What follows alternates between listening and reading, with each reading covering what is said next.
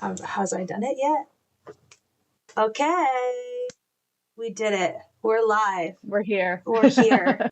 My office is a mess. I've had my thing on like blurry for all my office calls, and I just realized I don't know if I know how to do that on Discord, which is how we're talking to each other. So unfortunately, that's okay.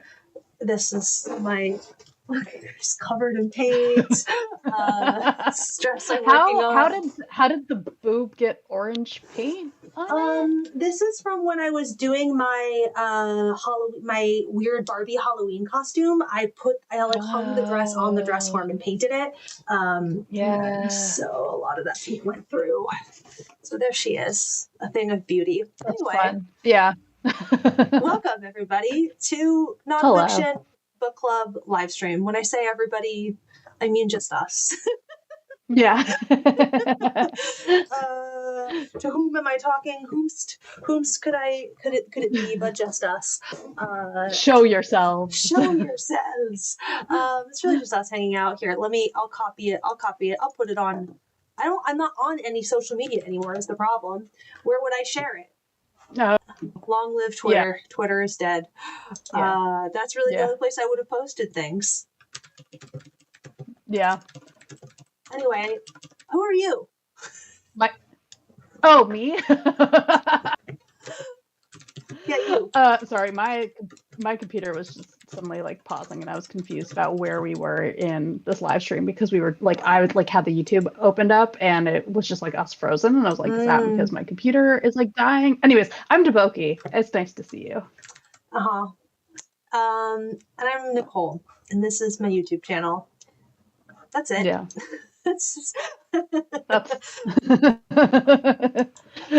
I just want to apologize in advance to everyone. I'm a mess in life right now. We are moving at the end of the summer to Copenhagen, which is very exciting, and also means that things are really chaotic. And I did read this book. I finished it yesterday. It was it accompanied me while I did a big declutter. But I just feel like my brain is so fried, and I apologize for that. Yeah, that's a good tone setting, you know? Yeah. That's where we're at. Okay. So, the right thing to do would be for me to be like, okay, don't worry, I got it. No, I don't got it either. That's just where we're at collectively. Yeah. And that's why we're taking a break after this, a little short hiatus, and we'll be back in the fall. So this is our summer. I should have called it our summer book club, because that's what this is. When I set the live stream, I should have been like, this is all you guys are getting for a while. This is it. This is the summer book club live stream. Go outside. Yeah. After this, I don't know, go touch grass. Sincerely, Nonfiction Book Club. Anyway, so what we're here today to discuss is Original Sins, the Miseducation of Black Native Children and the Construction of American Racism by Ewing. It is, as always, what it says on the tin. It's about how, her central thesis here is, I think, that people think about racism in education as being sort of a consequence of racism in society more broadly, and that if you dealt with it in other places, then it wouldn't be a problem in education. And where she is coming at here is no, it's actually it's baked, it's in the foundation, in much the same way as, I don't know that she really talks about it here, but in abolition discourse, something that people will point out is that a lot of contemporary police forces are actually evolved from slave patrols, and so there's a way in which trying to root out the racism in a police force is an exercise in futility if it's baked into the concept. And she's charting the history of, specifically, as she says on the tin, Black and Native children in the U.S. and the ways in which the American education system has been built on top of and in tandem with racism against Black and Native and I children think in to your this point, country. like the comparison to the police, I think actually is something that she does really explicitly early on in terms of talking about how education around Native kids and Black kids was like really constructed with extremely racist and also like in ways that like obviously a lot of these people didn't think of themselves as racist. They thought of it as like making like this Americanized society. And so there's like an element of like what it means to be like creating that Americanized society. Like one of the things she talks early on about is also like how this kind of corresponded to education, I think around like kids from other nations. I think like she was talking about that with the integration of sort of like how like I think it was like Italian and I think she talks about it in both of those contexts. But I remember like it just really stood out to me, like talking about how education played this role in that Americanization and also played a transition in how certain populations got to make that transition into being considered white, like going from being considered foreign to being considered white. And so like one of the aspects of this book that also is like clear then from that argument is like Black and Native kids are not going to be included in that same way because of then all of these other factors that she talks about in the context of like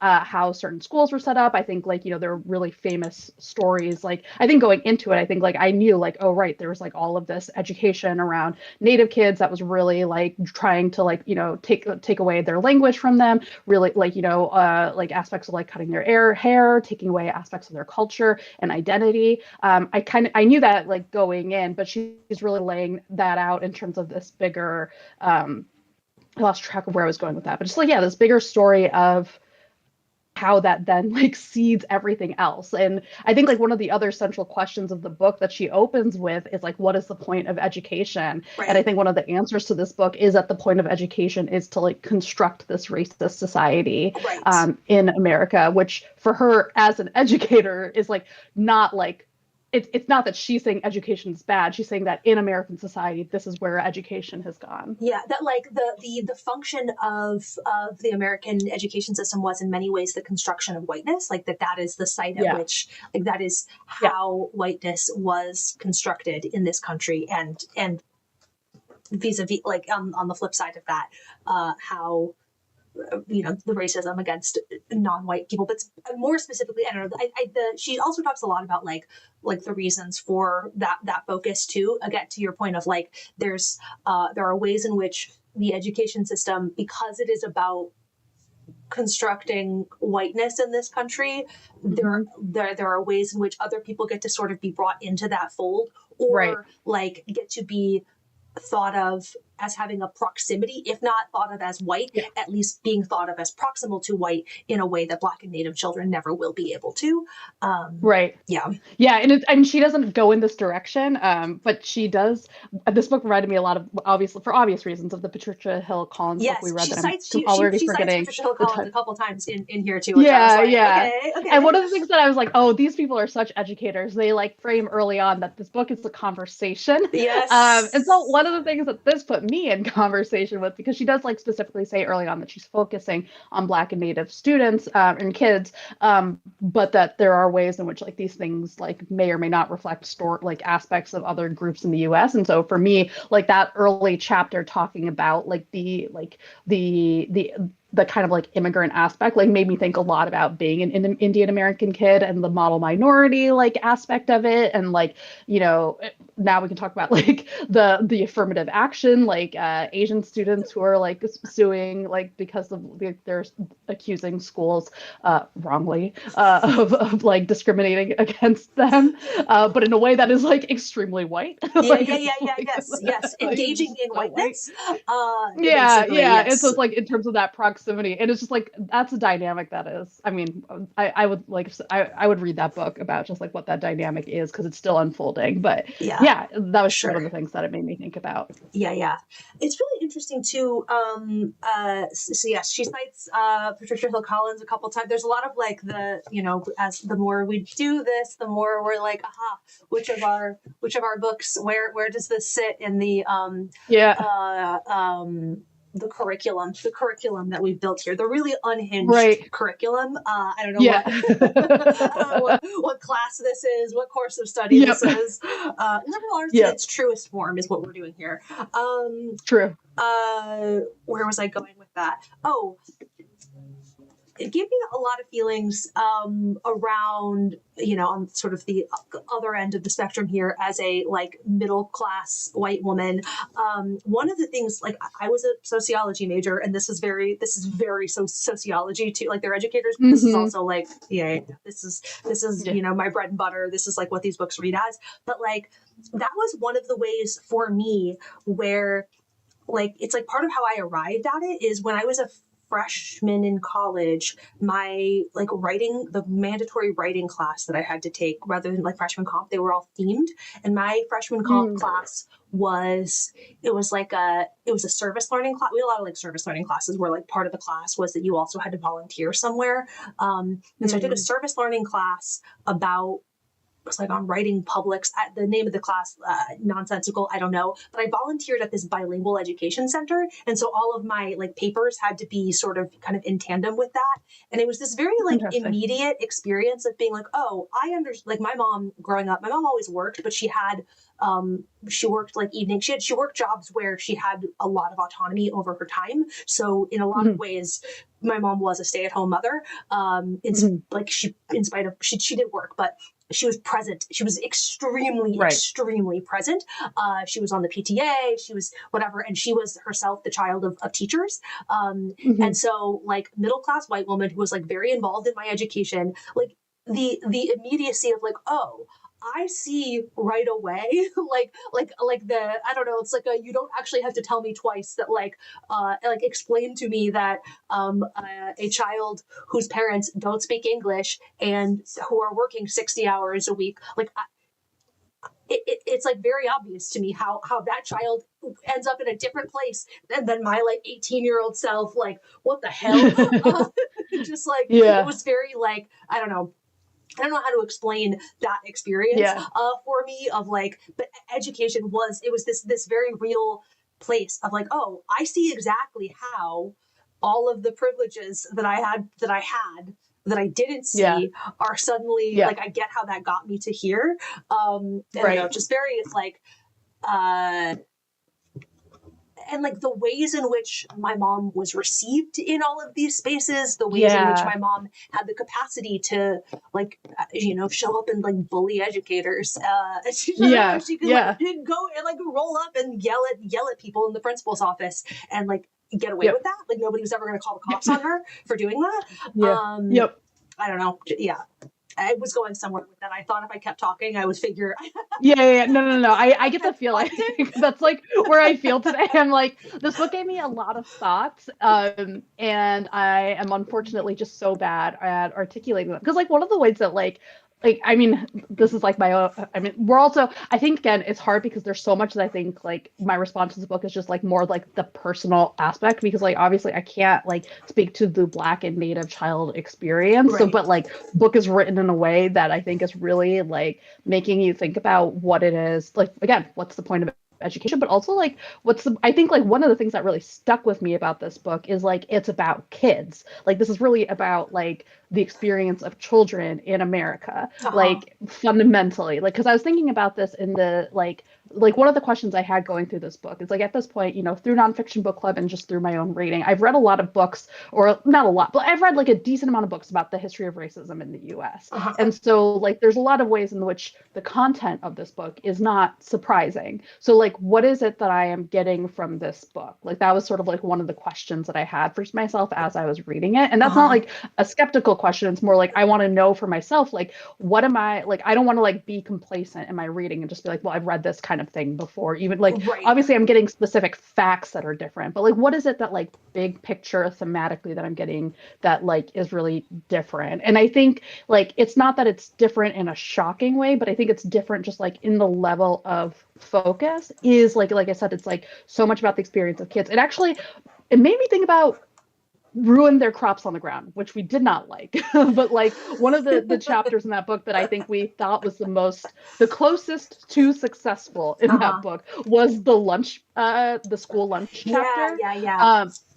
and it made me think about like the ways in which that book was not great, but that like this book does so much more effectively. I think like it's so much clearer about why each of the chapters are there. I think it's very clear about why it has the focus that it has. And I think it's just like so clearly rooted in like what seems to me like, and I'm projecting here, but I don't think it's weird, like hopefully, like Ewing's like clear like investment in kids as an educator, like thinking about like what is like what are the experience of kids, and like how is that being shaped, and how is that being shaped by educators, some of whom may think of themselves as well-intentioned and some of whom may not and just be assholes. Like they might just be like horrific abusive people. Like yes, that's like one of the big takeaways that I had for me was like, what about the children, but like in a good, like not in a good, but like in a like a well thought out way. And like that's clearly the like the point, like that's her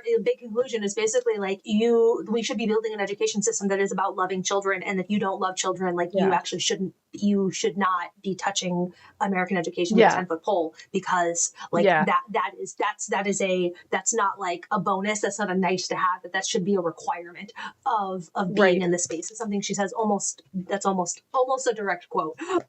Something she says in the conclusion.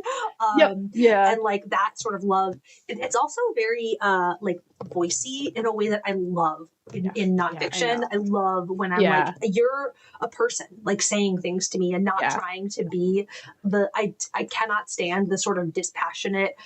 It's one of the things that I really didn't like about I think, I mean, maybe it was voicey and I just was too stupid to understand the book, but the Empire Incorporated, I was like, I feel like this is just facts. Like it's just a collection of statements, and I can't parse it. And like at the end of the day, these statements were written by a person, and I feel like I heard the person who was making all of these statements to me, which was really cool, and I very much appreciate that. I feel like her writing is the closest I come to having a parasocial relationship with one of our nonfiction book club authors, because Ghost in the Schoolyard, like, which we also like loved. I feel like part of what we loved about that was like it was an academic book, but it was incredibly voicey. It felt very much like talking to someone who just like has a lot of thoughts and feelings about like the Chicago schools. And that was really appealing. Like even if the subject is like hard, it's like the passion there is like very clear. Yes. All the more impressive when you consider that I think that was like her dissertation. I don't know if it was her master's thesis or PhD dissertation, but it was like her dissertation. She then got published. Like actually, all the more impressive. She is probably the author that I am like the most parasocial with. I followed her on Twitter, and that's why I bought Ghost in the Schoolyard, was that I had been following her on Twitter for years when that book came out, and I was like, oh my god. This woman who has good takes, has great opinions in 160 characters or less. She has, or however, I don't know, whatever, however many freaking characters. She was great in that form. I had to know what she was going to be like as an author of books, and it slaps. My conclusion is big fan.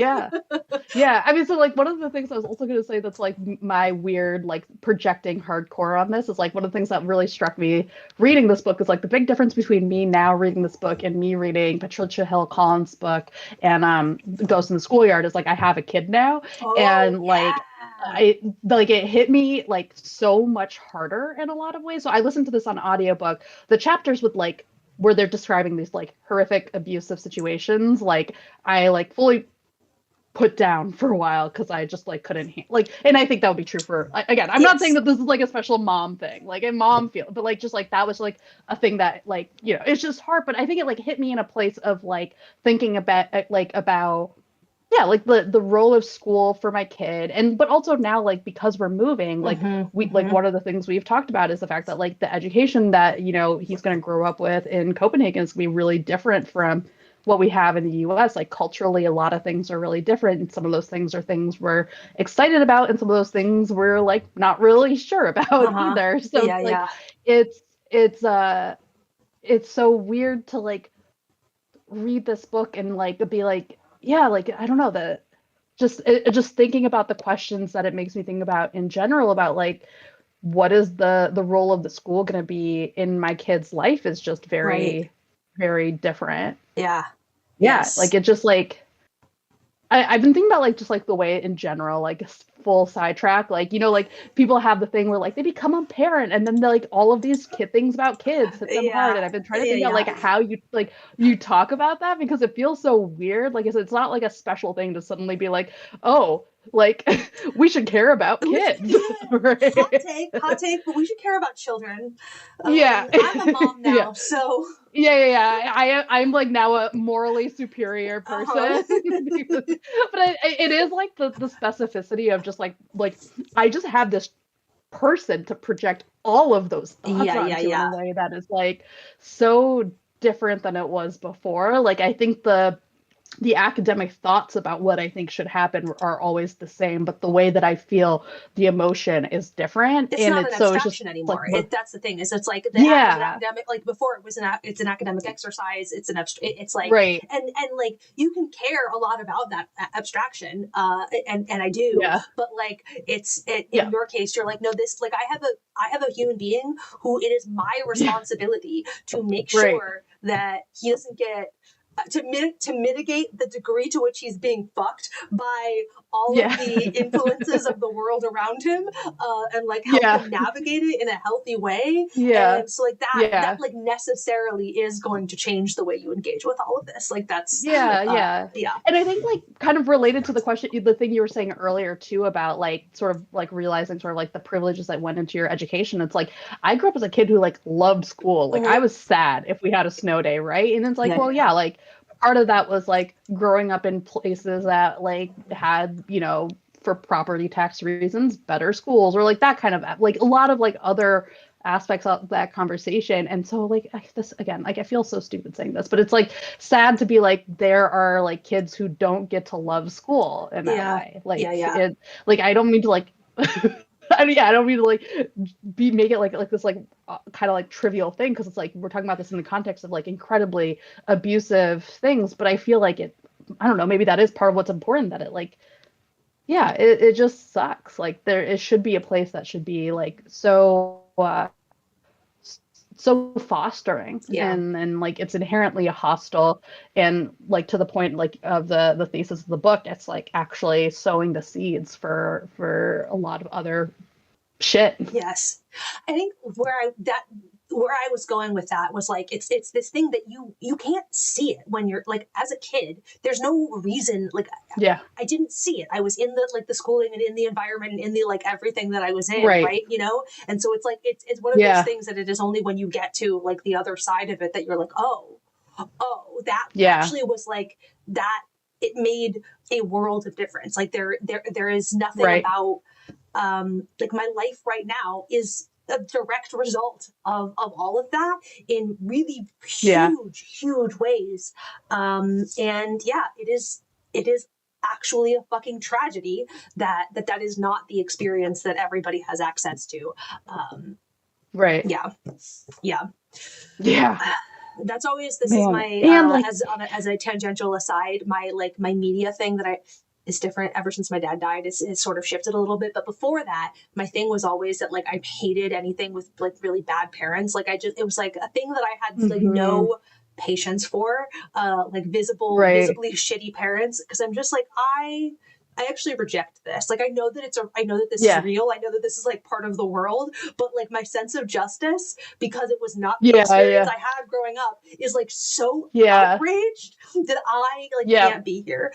Now that my dad has died, this experience has flipped, and I actually love what I call bad dad media, because it's a grief I'll never have to know. In a really like sick, twisted Schadenfreude kind of way. I'm like, wow, that must suck to have a bad dad. Couldn't be me. So are you like, I bet you wish your dad was dead? Like, is that like you're like maybe. This like fictional dad? It's okay, fictional dads. I'm still not. It's actually fills me with like deep rage to know that bad dads are still alive. Like that's garbage, right? What do you mean your asshole dad is alive? Not like that's ridiculous. Not fair. The bad dad should have died, not the good dads. Duh. Right. Yeah. Anyway, get that one. Yeah. Sorry. I don't know. We got there. We're a mess. we told you up front, okay? Devoki's moving, yeah, and yeah. I live here, okay? That's my excuse. Yeah. And I hope Ewing never finds this live stream. I would be mortified. I would be so embarrassed. I would be, oh my God, embarrassed. Deeply, deeply. Eve, turn away. Yeah.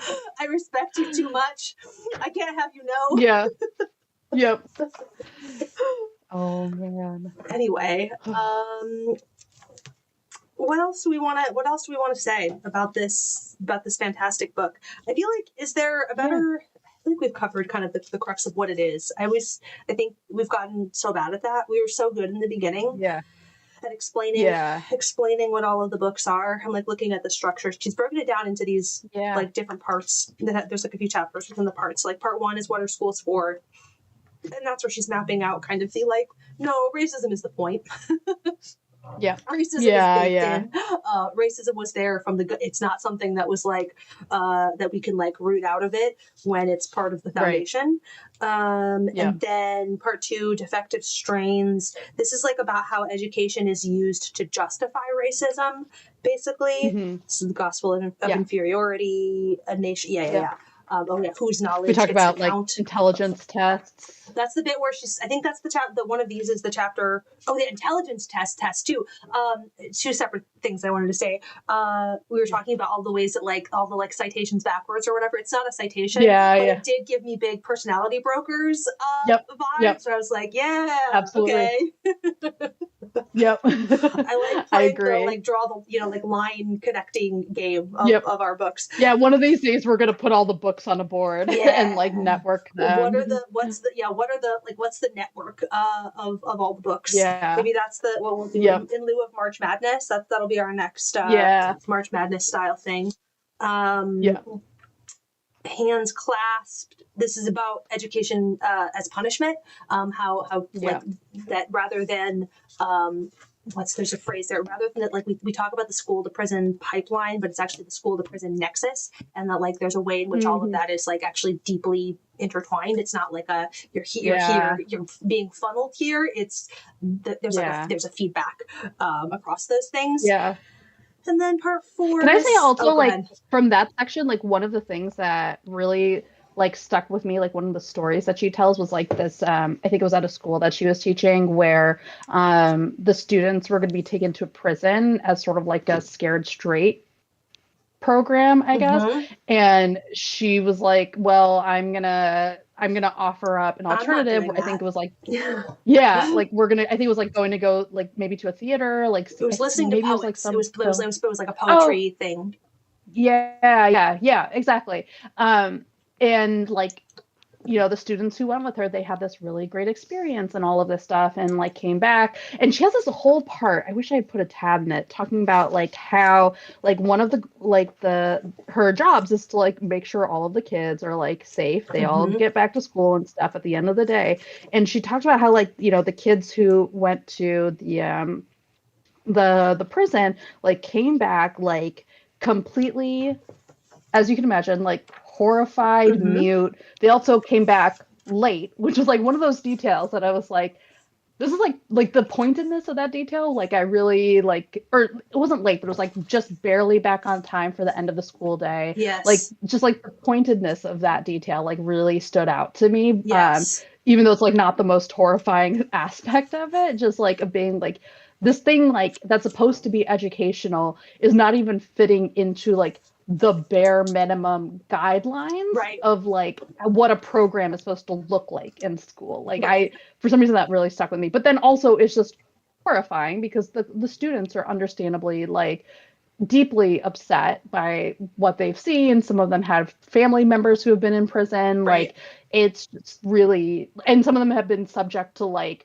harassment from like some of the people in the it's like it's just all around not a place where like I think there's another chapter where she was talking about like a presentation where someone was talking about like aspects of schooling maybe that like they like some kind, I forget what the exact terms were, but like a kind of like not great situation that you would want to like describe for your students, of like being like really disciplined. Sorry, like it was like very orderly, very disciplined, and like it was like at a conference or something, and like kind of just like nonchalantly, I think, describing a lot of these details. And it was just like one person, I think there like it was a Black person in the like in the conference or whatever the situation was, like being like, would any of you guys want to send your kids to this school? And like nobody would want to. And like that's like that was a thread that like brought me back to the prison thing, where it's like, yeah, I think my parents would have flipped out if my school was like, we're gonna send the kids to a prison. Yes. Like, there's no, absolutely not. Like, there's no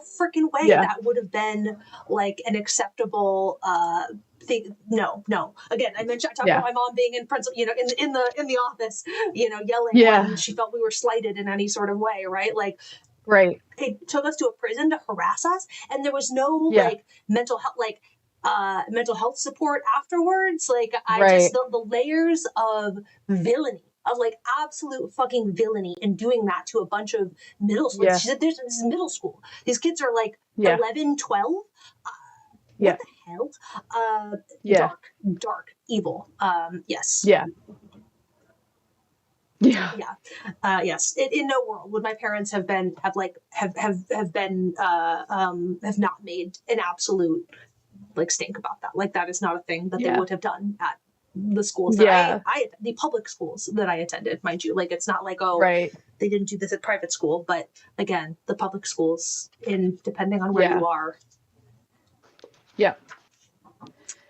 Man, the other thing that like this book also made me think about too, in the context of having read her other book, it's Ghost in the Schoolyard, was so like narrowly focused, and this is like clearly like obviously like a much more broader book, and I was like really curious about what that was going to feel like what it was going to feel like to go from like such a clear like distinct focus, and then like to go to something that's so much again like just so much bigger picture, because I think I was just curious if it was going to like lose some of what I really liked about Ghost in the Schoolyard, the fact that it was like a really clear snapshot of a situation.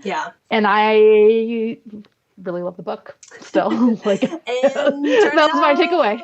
That was my question, and that was my takeaway. That like I think she just did I think like it's the combination of the voiciness. I think it's like the examples that she chooses are really good. Like the specific stories that she cites are like really effective. The quotes that she includes, the like people, like the historical figures that she's including, I think she does a really good job of saying a lot without having to say too much to like hammer the point home about like, like the SAT creator guy, or like, these teachers, like all like these like, like this historical figure that I hadn't actually heard the term of before. And I'm like forgetting it now. I think it was like the Bountiful Lady or something. I don't know if I'm making that up. But it was like about like these, it was like this figure of like the white woman educator who yes. I don't remember the term either. Yeah, but I hadn't heard it before, and I was like, oh, that's like a really helpful way of framing it. Let's see. It's also funny that this is not funny, but it's the second book in a row we've been talking about Foucault. Foucault. Yeah, the panopticon, baby. Yeah. That's like all I know about him. Like he talks about the panopticon. Sort of like I know like a handful of like these like social science famous people. I like know them for like the one thing. Like this is your, I mean, he's got the White Lady Bountiful. White Lady Bountiful. There we go. I'm just trying to peek the index to see if I can find it there. White Lady Bountiful. Yep, there it is. I see it. You got definition there? Yeah, I'm trying to. An archetype prevalent in teaching and other caring professions such as social work. This figure serves as the mother teacher in the service of the empire, acting as the mediating agent between colonizer and colonized, working in service of one while earning the trust of the other through her acts of selflessness. the white lady teacher is charged implicitly with colonizing her native students and molding them into good citizens of the Republic. And then they live on in popular media representations of teachers who have come to save the day. Think Michelle Pfeiffer in Dangerous Minds or Hilary Swank in Freedom Writers. Yeah.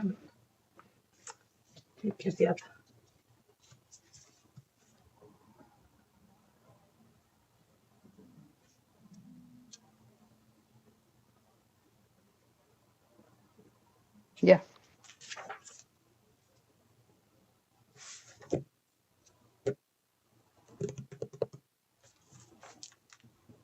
Yeah.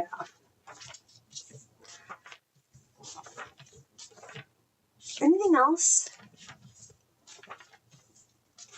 There's so much. We didn't like. I kind of interrupted our thing. Like we got to part 3. Oh, sorry. As we were cycling through. Oh, something else I was going to say about the defective. I don't remember. Got to part 3, hands clasped. So yeah, that's the carceral logics. That's where we were. And then part 4 was somebody's got to mow the lawn. How would I summarize this quickly?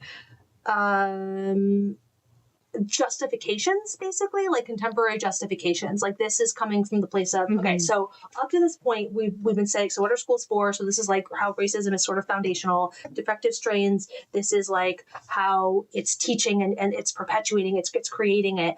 Hands clasped is like the sort of carceral integration with schools. And then now part 4, this is like about all of the ways in which you have contemporary arguments for like, yes, all of that's bad, but like there's nothing we can do about it, basically, is sort of like the gist of, I think, how I would start. I don't know if there's a better way to summarize it, but that's like. Yeah, I think it's also like sort of like also the long-term effects. It's like the combination of like the justifications and the effects, because they talk about like generational wealth and all of like that as well. Like how, like, yeah, just like a number of different ways that this translates then into like the modern, modern situation. Yes, the chapters within that are a crooked playing field, slavery, settler colonialism, and American wealth. That's like the generational wealth chapter, and then a place to learn your place, education and racial capitalism.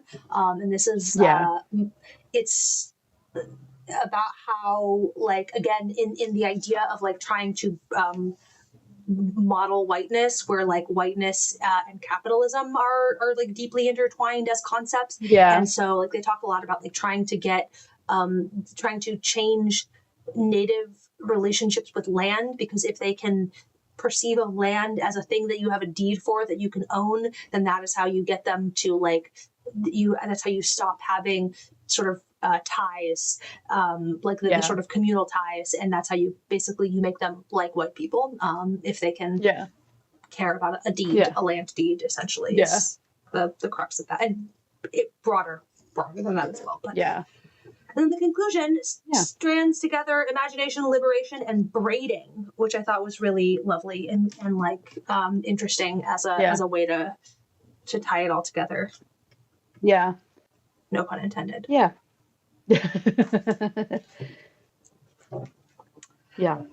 agree.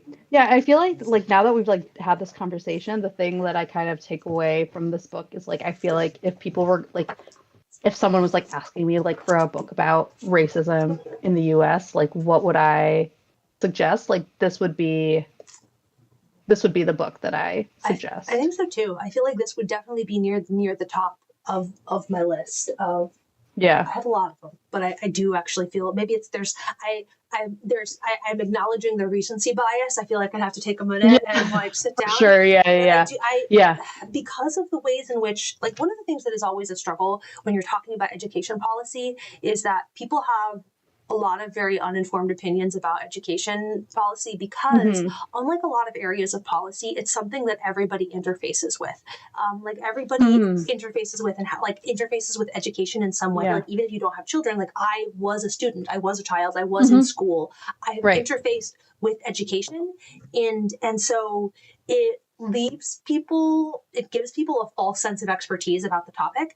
And so like there's a way in which everybody has opinions about education policy, even though they probably shouldn't all have opinions about education policy. Sort of a separate, like, but people feel like they have a lot more authority because of how intertwined it is for all of us. Everybody engages with it in some way. And so Right. there's a way in which like that, like doing it through that lens makes it feel, first of all, it is like a, you know, it is, there are like places of this perspective and argument that were genuinely new to me, in terms of like some of the foundational parts of this. And so that is a big part of why I think this is powerful. But I just also think that like, I think that makes it feel more immediate. Like, I don't know, a lot of like when you're talking about abolition, for example, like that's a thing that feels, quite frankly, really removed from my life, right? Like I, you know, like it's just that is, I am layers removed from that in a way that like that feels very abstract. Whereas like this is, there is an immediacy to this. So, like reading this, it's like, yep, I remember again, you know, being a kid whose mom, I remember how I engaged with the education system, and I can see really clearly the differences between that and, you know, what like the other experiences.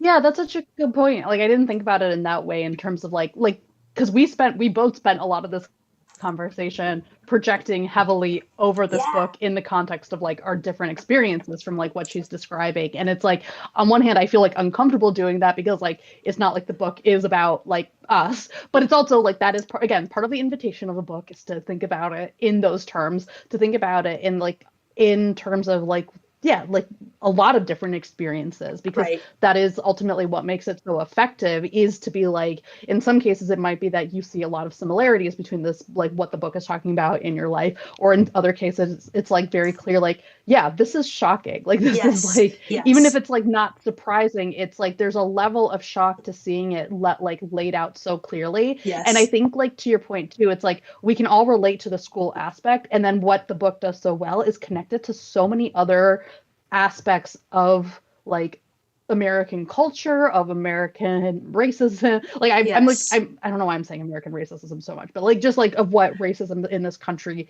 looks like, where like like it talks about prisons, it talks about police brutality, it talks about discrimination on campus, it talks about language, like it talks about so many different aspects of it, because schools are so fundamental and like it's so relevant to the argument that she is making, but it's also part of what makes it really effective at like illustrating what racism looks like. Yes.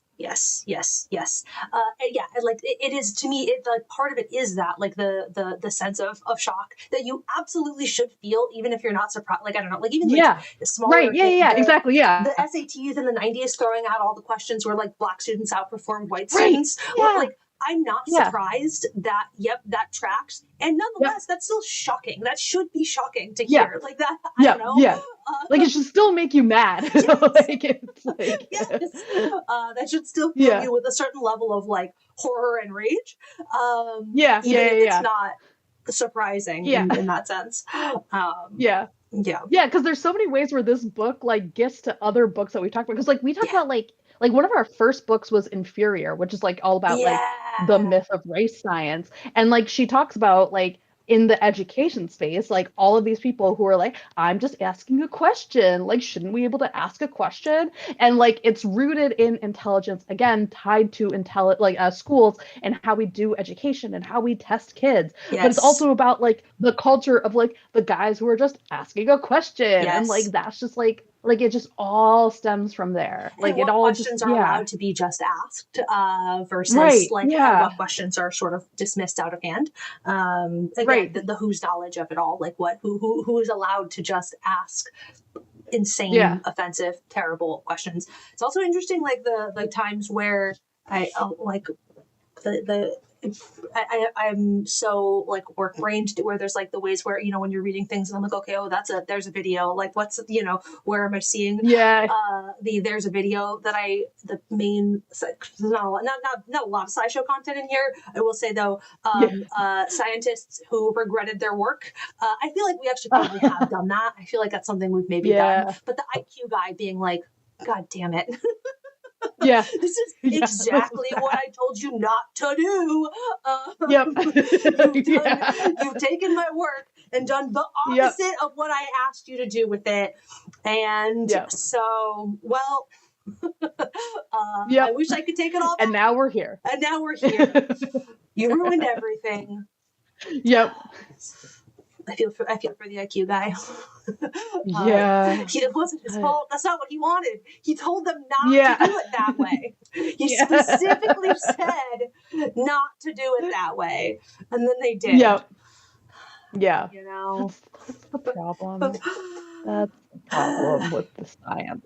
Like, the problem with science and knowledge in general is that you don't get to control who learns it, and you Yep. don't get to control what they do with it. Yep. And that it's sucks. so annoying. It's yeah. Yeah. like, yeah, very, very frustrating.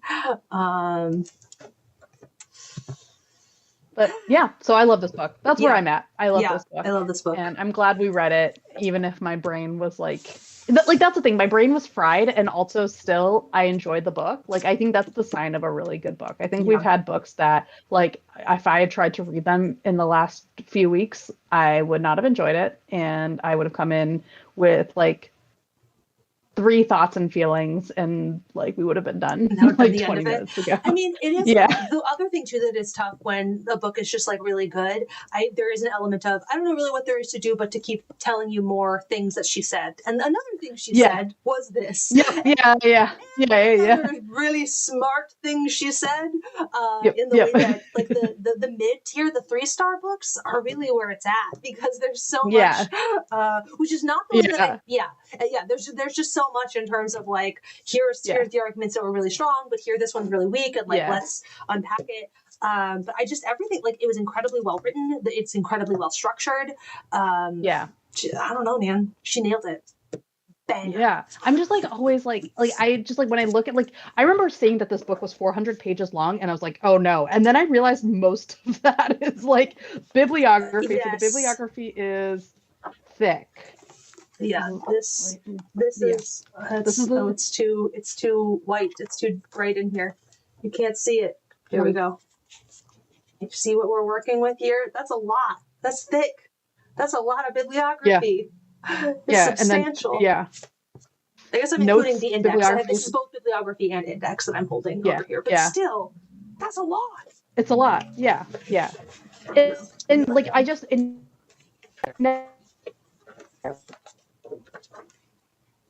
like, it just weaves it all in really well. And I wish I could write like that.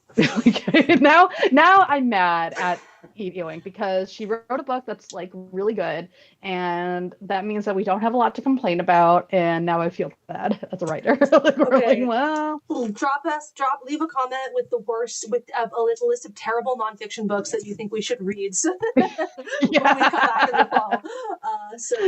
We'll be ready. We'll be ready to pick an awful book and just drag it for the entire hour. To that end, we don't have our next book picked, because we are going to, as I said at the top, take a little bit of a break while Taboki finishes moving, doing an international move. No big deal. Hopefully in the fall, when she is relocated and settled, we'll come back. And the best way to find out when that will be is on Discord or the newsletter, the Substack, which are linked in the description. And if in the meantime you guys have suggestions for books, put them in the Discord. Yes, please. Or in the comments, wherever feels accessible to you. Wherever you feel like leaving. Wherever the spirit moves you. Whisper it to the wind, and we'll find it. Whisper it to the wind and trust that it will make it. It will make it to us. We will. The nonfiction spirits will carry it to us. Okay. Well, what a time we had. Thanks for watching this. Thank you. We really appreciate it, because today was a day. Today was one of the days. You know what I mean? Just keeps daying. Okay. Bye. Bye.